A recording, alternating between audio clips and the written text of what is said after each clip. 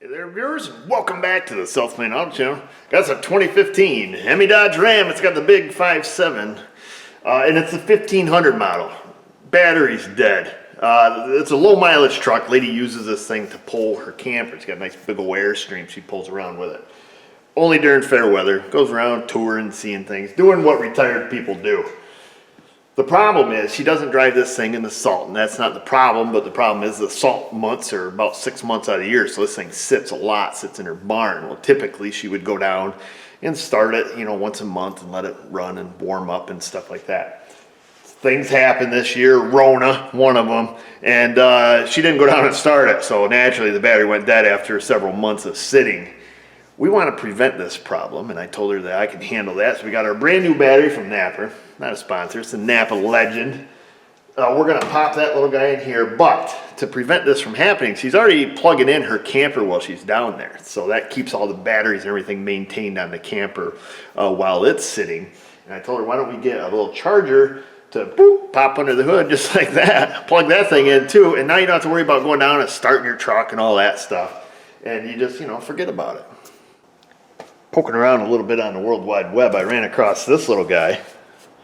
Not a sponsor, NOCO GENIUS2D. I don't know what that means, why it's 2D. I don't know how that applies. But anyways, direct mount and maintainer, maybe that's the 2D portion. Of battery charger, 12 volt, 2 amp. We'll run through the stuff here. Extend the life of your battery. Optimize performance while overcharging and safely leave connected indefinitely, forever. 3-year unlimited limited warranty, direct mount, weather resistant onboard charger, built to survive harsh conditions like engine compartments. Simply plug it into an extension cord when you're parked. Mounting bracket, eyelets, 24 inches of cord on both ends. Fully charged batteries on cars, boats, equipment, and more. Works with most lead acid batteries. It's got a little picture here. And that's that. Check it out on their website.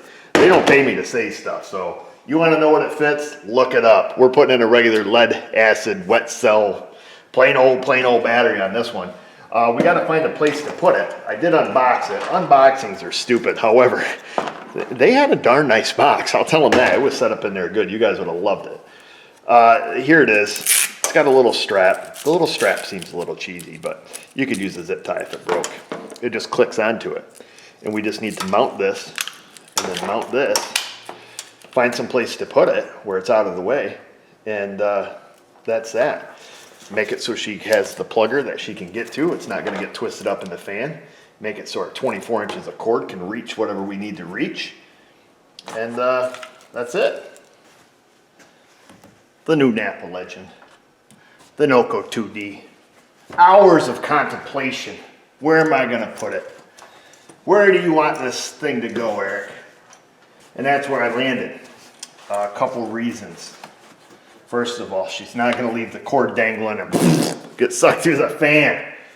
Second of all, it has an LED on it that evidently gives some sort of feedback of like, hey, I'm working, I'm not working, it's doing something. Because I found another spot for it down here kind of out of the way.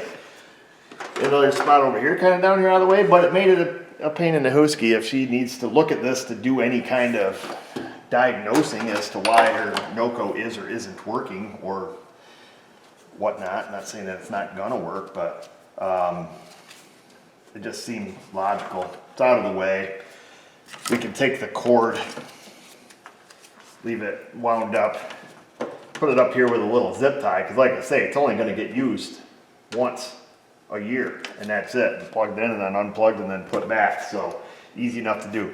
I'm going to finish making the connections. Got to do a little looking. I see this has a battery current sensor on it, and that's one thing you need to know. How do you want to hook this up? Before or after the current sensor? Does this have some kind of start-stop system where it needs to know battery level? How many, where it measures amperage in, amperage out. So that is some things you need to know depending on what kind of car you're hooking this up to. I don't know if it matters on this Chrysler, if I'm going to be able to find it in service data, but it is one thing that I need to look up. Installed, connections made, plus to the plus, minus to the minus. Now this is what Chrysler calls their intelligent battery sensor. Pretty neat little bit of device. So not only does it just measure current, and transmits it over the LAN network. It also calculates state of charge, state of health, and state of function of the battery. It has a little shunt in it that measures voltage drop, and it's pretty neat how it works, actually. It's really stupid because cars are kind of stupid, but you know, because we've gone to this level. Still kind of neat. And then it also has another voltage management module. I can't remember what they call it, under the dash there near the clutch pedal, but this is hooked up. So this is hopefully going to keep this lady's battery from going dead. We're also going to have to plug in a scan tool, clear any battery disconnect codes or any other issues. I didn't read that there was any relearning on the battery itself. So that's where we're hooked up on this one, on the back side of that current sensor. Couldn't find anything definitive if it measures current draw key off. So if I be on the safe side, we'll go on the back side of it, and that way there it can measure current in as well as current out, and we'll be happy. So I'm going to get this put back on, which this should fit just lovely. But I did want to spray a little something on these terminals. It doesn't fit just lovely anymore. Son of a mother. Very cool. I think we need just a tiny trim here off the inside. You'll never even know. I don't think. Well, you guys will, because I'm doing it in front of you, but if I didn't show you, you'd never know. So we just need to trim out just a whisker. Just a red one off this plastic.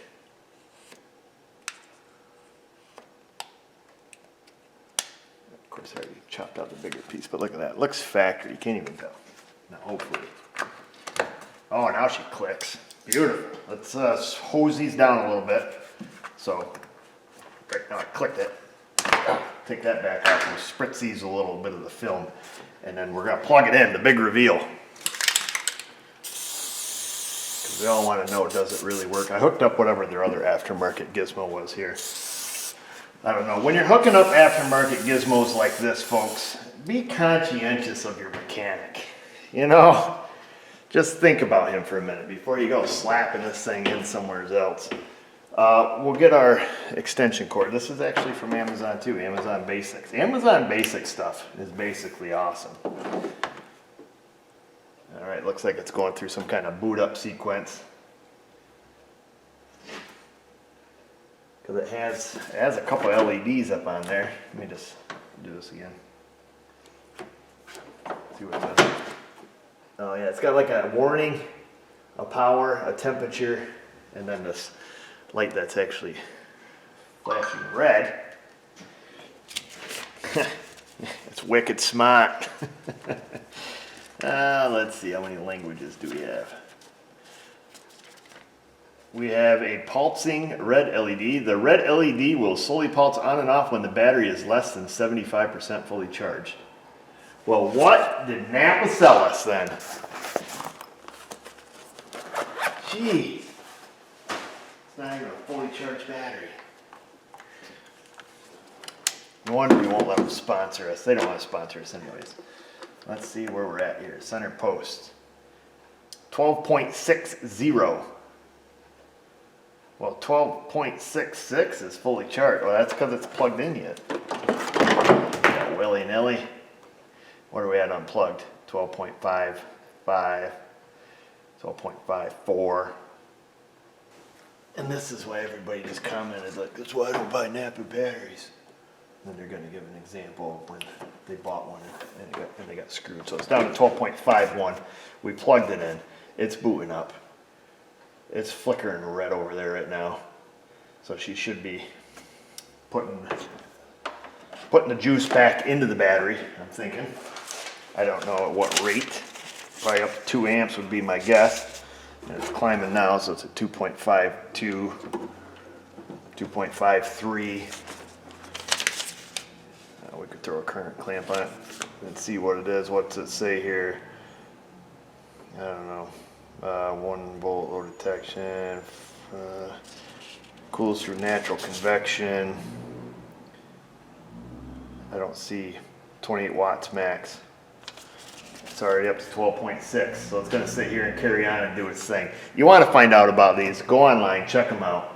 I'll put a link in the description as to this one that I bought. and I did a little poking. It seemed like it was the right fit for us. Maybe not for you. Like I say, they don't pay me. I don't know if it's junk in a couple years, I'll tell you. But hard to do a review on them because they don't get used that often. But perhaps for some of you folks that park stuff, I'm thinking about getting some of these for some of my tractors at home, because I've got some different ones on them that are slightly less convenient. So I plug them in when I leave them in the barn over the winter. Might be making this switch. I don't know. Let me know what you guys think. What do you do? Quick and easy, folks. And do let me know what you do. What's your proper method for storage? Old cars, it was easy. Bring them in, unhook the battery, throw the battery up on a block of wood, because you can't set it on the concrete. Why? Because your grandpa told you you can't. We don't know why. You just can't. And then it was good. And then in the summer, you pop it back in, hit the key, away you go. And new cars are these are troublesome. Like when the battery goes dead, they can be very troublesome. There's a lot of stuff to reset. You know, your express windows and your radio and your clocks and all the junk that quits working and the adaptations and all this stuff it forgets. And now all of a sudden it doesn't want to idle. The electric throttle bodies, you know, you got to clean it to make it idle or do the relearn procedure. And all of a sudden transmission's shifting a little funny because it has forgot some of its adaptations. Potentially, not all cars are like that, but you know, the newer cars, you try to avoid unhooking the battery usually because it's just a pain in the neck. So that's that. I'm going to get going home. You guys get going in that comment section. Questions, comments, concerns. While you're down there, subscribe, ring the bell, the Facebook, the Instagram. And just remember, viewers, if I can do it, you can do it. Thanks for watching.